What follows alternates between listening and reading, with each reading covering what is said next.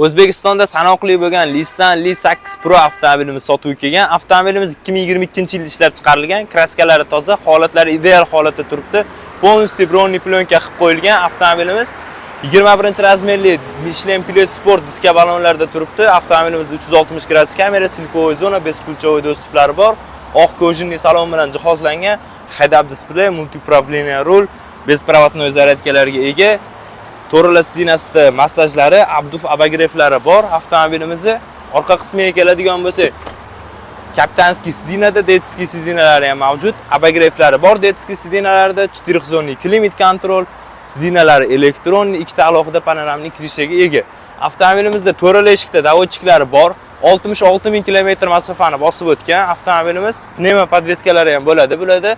Avtomobilimiz $42.900 deyapmiz narxini. Kimga qiziq bo'lsa, pastdagi raqamlarga aloqaga chiqib, baraka qilsanglar bo'ladi. Hammaga rahmat, sog' bo'linglar, salomat bo'linglar.